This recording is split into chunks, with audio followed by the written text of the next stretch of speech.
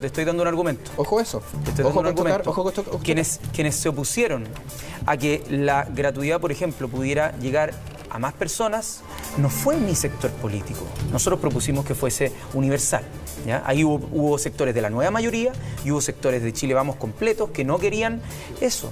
Nosotros propusimos que se terminara con la PSU y que hubiera un nuevo sistema de acceso que diferenciara lo técnico, donde está el 50% de las personas hoy día del universitario, porque era una discriminación flagrante. Nosotros acompañamos, exigimos el informe McPherson que se hiciera para mostrar esta diferencia y ir a la Corte Interamericana de Derechos Humanos para decir que había una discriminación flagrante contra los jóvenes de los TP. Pero claro, eso se omite, porque hemos estado luchando para eso y por supuesto que empatizo 100% con la demanda de que se cambie la PSU y que tengamos un sistema de acceso, porque vengo exigiendo propedéuticos desde que conozco a Francisco Javier Gil, que fue el que lo implementó en la USACH. Así que, al menos a mí, no me cabe el poncho de que no nos hemos preocupado por el acceso a la educación superior, porque he luchado toda mi vida por eso. Entonces, que tú ponga eso en juicio sin antecedentes, como una frase al voleo que trae anotada quizás de dónde, no. Eso a mí al menos no me cabe. El próximo año se termina la PSU, pero hay un modelo nuevo. Y la pregunta, porque la ley establece que va a haber un modelo nuevo, ley que fue aprobada en el 2017. Esa ley exige que hayan dos subsistemas. Lamentablemente, creo que, porque se puso el tema de la PSU, acá hubo un Ministerio de Educación ausente para poder tomar y procesar, así como se procesan, por ejemplo, el conflicto cuando había el TAC, gente que no se podía movilizar, todos dijeron, oye, chuta, de hecho creo que estuve en este mismo programa cuando habían tacos gigantescos, la gente no se podía trasladar, era un problema, había una manifestación, había un problema. ¿Qué es lo que hizo el gobierno? Sentó a la gente que estaba en No Más TAC, le ofreció una solución. Se acabó el problema, evidentemente, al menos se apagó un poco. ¿Qué pasó con el tema de educación? Los estudiantes estaban amenazando de que el tema de la PSU, porque sabían que no iba a haber PSU, pero querían saber cuál iba a ser el sistema nuevo, si es que iba a seguir siendo segregador, si es que iba a seguir teniendo clases sociales distintas en las oportunidades. ¿Y qué es lo que hizo la ministra? Callada hasta el último minuto, callada hasta que ocurrió el evento de la PSU y ella salió con ley de seguridad del Estado, en vez de haberse acercado a los estudiantes y decir, a ver, ¿cuál es su inquietud? ¿Quieren participar en esto o no? O por último, darle la oportunidad, si los estudiantes no quieren tomarla, no la toman. Pero creo que hubo deliberadamente, y hay un sector político en la derecha, no toda. Yo entiendo que hay un sector de la derecha que quiere llegar a acuerdos, que quiere ser colaborativa, pero hay un sector de la derecha donde yo, al menos, creo que está la ministra Cubillo, que pareciera que no les molesta tanto el caos. Que pareciera que no les molesta el caos porque quieren llegar a abril a decir, ¿saben qué? No están las condiciones, porque quieren cualquier argumento, quieren agarrarse de cualquier cosa y el caos en ese sentido les ayuda para decir, ¿saben qué? Mejor votar el rechazo, mejor apelar al miedo, al temor de las personas de que todo va a ser igual. ¿Y qué es lo que sigue igual? Que 3.500 millones de dólares ganaron los bancos el año pasado, casi un 8% de aumento, mientras la gente no puede llegar a fin de mes y está endeudada. Entonces, creo que acá yo no vengo con una predisposición a entrar en un conflicto con Álvaro. Creo que los problemas que nos tenemos que enfrentar no son los políticos. Si tú me preguntas a mí, hay diferencias políticas, pero no debiesen ser ni personales ni tratar de darse gustito. La gente lo que quiere en la casa son respuestas y efectivamente hay distintas aproximaciones y hoy día no estamos llegando a un punto común. Tú dijiste algo que sería bueno que opinaran, porque, a ver, tú dices que hay sectores que les conviene el caos para hacer crecer la opción rechazo en el plebiscito. Diría que no les molesta el caos. ¿No les molesta? No les molesta porque lo ven como parte también de la configuración de un relato que dice va a ser todo destrucción si es que nos sometemos a un proceso de una nueva constitución. Y no les cae tan mal ese tema. ¿Estás de acuerdo? En primer lugar, no te piques, Giorgio, no te piques. Lo que pasa es que a lo que voy es que cuando tú sales hablando que hay que dar golpes hay que dar golpes de timón y pides golpes de timón en 3 meses, y ustedes cuando pudieron dar un golpe de timón para la PSU en un momento que podían haberlo hecho durante 4 años, no lo hicieron, yo creo que ahí hay que tener cuidado, porque tenemos que avanzar en acuerdo. Eso es lo primero, eso es lo primero. Un golpe de timón hubiera sido, se acaba ahora, este año. Pero bueno, eso es una cosa. Respecto al tema de que hay algunos que quieren aprovecharse del pánico y del desorden, yo en lo personal no estoy ni por el apruebo todavía, ni por el rechazo. ¿Y por qué? Porque siento que de ambos lados, tanto mi sector como el sector político que representa a Giorgio, existe una campaña del terror. Y en este momento tratar de tomar una decisión es sumamente complicado, más todavía cuando es un momento tan importante en la historia de Chile. Llegar y tirar al voleo el sí o el no, siento que no es responsable. Lo que pasa es que yo creo que también falta demasiado poco tiempo para el plebiscito. Pero lo que pasa es que hay violencia. Pero también, Álvaro, si tú como diputado sientes que todavía hay muchas cosas que saber antes de votar, imagínate la gente. Totalmente. Es decir, si tú estás confundido... No estoy confundido. Lo que pasa es que indeciso. Estoy indeciso porque, por ejemplo, lo que pasó estas 2 noches con la violencia.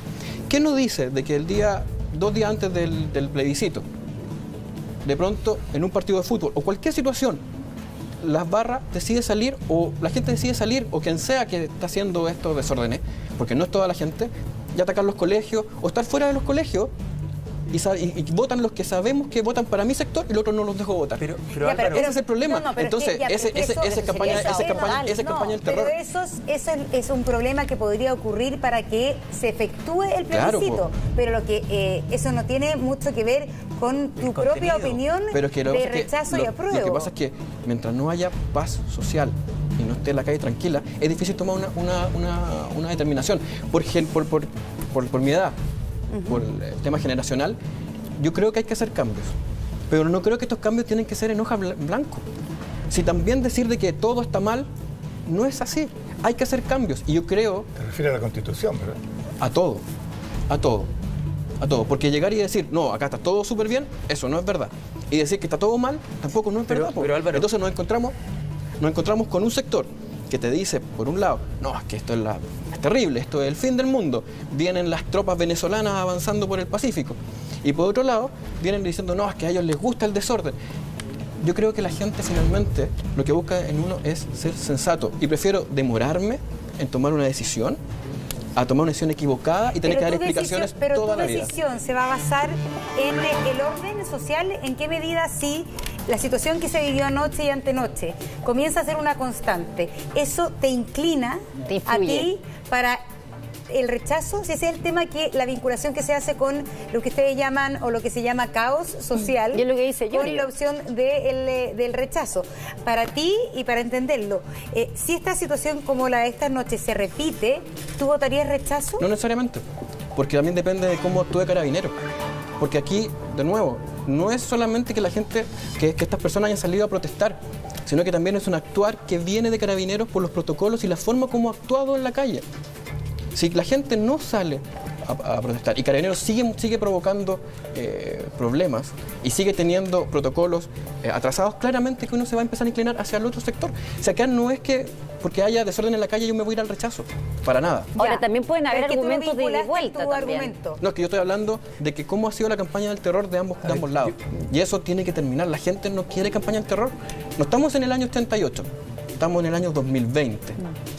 Entonces, tenemos que avanzar. Mira, yo creo que nosotros somos representantes de nuestros distritos, pero también somos representantes de una visión, ¿no? de un conjunto de ideas. Alguien le podrá llamar ideología, otros le podrán llamar al menos agenda programática, lo mínimo.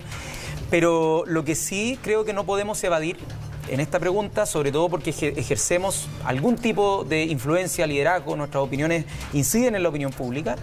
No podemos, creo, simplemente esperar a ver hacia dónde va llevando la corriente para tomar una decisión frente a un tema tan importante como si es que creemos que tiene que iniciarse un proceso de nueva constitución o no.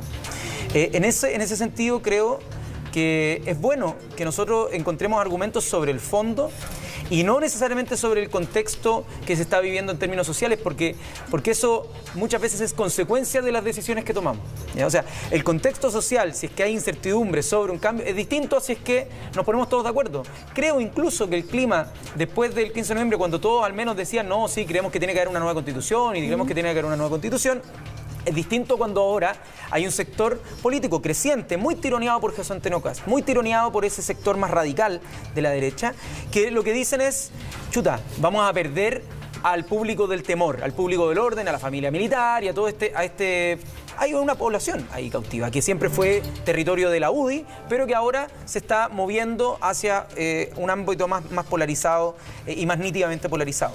Entonces, ahí yo creo que nosotros, por ejemplo, desmitificar el tema de la hoja en blanco, para que la gente le quede claro, creo que podemos aportar en esa información. La hoja en blanco no significa que podamos copiar incluso varios artículos, no sé si textual, pero bastante textuales a los que existen hoy día, sino que se refiere sobre todo a la posibilidad de no quedar con la posibilidad de veto de una minoría. Eso es lo que hemos explicado muchas veces, pero que es difícil de entender. Por ejemplo, imaginémonos que votamos el artículo 1 y lo votamos... exactamente como está ahora. Exactamente como está. Se podría perfectamente, claro, y podríamos ponernos de acuerdo. La diferencia es que en los artículos conflictivos, si no llegamos a ponernos de acuerdo, una hoja en blanco dice no va a haber ningún texto sobre esa materia y por lo tanto nos fuerza a ponernos de acuerdo, ¿no? Porque tenemos que encontrar, no podemos dejar un vacío probablemente, entonces ambas partes se ponen de acuerdo con mayor facilidad. Hay un incentivo a ponerse de acuerdo. ¿Qué es lo que pasa hoy día? Es un incentivo al diálogo. Exacto. ¿Qué es lo que pasa hoy día? Si es que no nos ponemos de acuerdo, queda la Constitución actual, que es la Constitución que se impuso en el año 81. Entonces, el incentivo de un sector que le acomoda a esa Constitución es a no llegar a acuerdo. Entonces, ¿qué es lo que pasa con el agua? Que dicen, ¿saben qué? No, el agua como bien público no la vamos a aprobar y queda la Constitución actual. En cambio, con la nueva Constitución, si es que no nos ponemos de acuerdo con respecto al agua, simplemente el agua no va a quedar en la Constitución como que puede ser privatizada y por lo tanto las leyes comunes y corrientes van a poder modificarlo. Esa es la gran diferencia. No significa que hoja en blanco hay que eliminar lo malo, o sea, perdón, eliminar lo bueno. Eso es una caricatura que mi impresión es que precisamente desinforma, porque al menos nosotros creemos que hay varios aspectos positivos en la Constitución, que la gente sea considerada como iguales al nacer, obviamente que queremos, pero eso ¿cómo se aplica? ¿Cuáles son los derechos que queremos consagrar? ¿De qué manera los queremos consagrar? Queremos, por ejemplo, que en el artículo 19, en el numeral 9, donde se ve el tema de salud, exista al final la última frase que es de las cosas más clasistas que existen en nuestra Constitución, que está consagrado salud para ricos y salud para pobres. ¿De qué manera? Que podamos elegir entre un sistema privado y uno público, a diferencia de otros países que no lo ponen en la Constitución y que eso queda a materia de las leyes. Ese son el tipo de cosas que tenemos que permitirnos dar un debate sin el chantaje de que si es que no llegamos a consenso, sigue la actual Constitución. De eso se trata la hoja en blanco. Pero ese procedimiento, perdona, Carlos, ese procedimiento que tú señalas, si no se llega a acuerdo, la Constitución queda tal cual como está redactada el día de hoy, ¿eso fue parte del acuerdo del 14 de noviembre? ¿Cómo, perdón? No queda nada. No es que quede la Constitución actual si no llegamos a acuerdo. O sea, no queda absolutamente nada, queda un vacío. Bajo la reforma actual. Pero sería un absurdo. O sea, por ejemplo, no hacernos cargo de alguna garantía constitucional, ¿te fijas? Por ejemplo, claro, siempre van a estar los tratados internacionales. Citando el artículo 19, digamos. Claro, siempre van a estar las garantías internacionales, los pactos de derechos humanos donde están esos derechos consagrados, el de Costa Rica, el de también del PIDESC, los derechos económicos, sociales y culturales. Pero lo interesante es que ambas partes, por ejemplo, si es que queremos regular algún tipo de derecho o si queremos hacer un régimen presidencial, tiene que existir un régimen, o sea, un régimen de gobierno, claro, ¿no? Y yo quiero A, Álvaro quiere B. Y no se ponen de acuerdo. Y no nos ponemos de acuerdo. Tenemos que tener un régimen de gobierno. Entonces, fuerza a tener que ponernos de acuerdo. Si es que actualmente yo propongo un régimen de gobierno distinto y y hay un porcentaje, un 33, que dice, ¿saben qué? Yo no quiero, sigue rigiendo el actual. Por eso la lógica de reformar la Constitución no permite cambiar las cosas a la que un sector, hoy día minoritario, está tratando de mantenerla. Y yo creo que esa es la gracia que tiene la hoja en blanco, que nos permite debatir todos los temas sin que se eliminen las cosas malas. Las cosas que sean buenas las vamos a mantener, pero las cosas que sean malas, nadie va a tener el poder de veto para que sigan como están ahora, sino que vamos a tener que encontrar un punto común. Eso es muy interesante lo que está diciendo. Yo creo que el público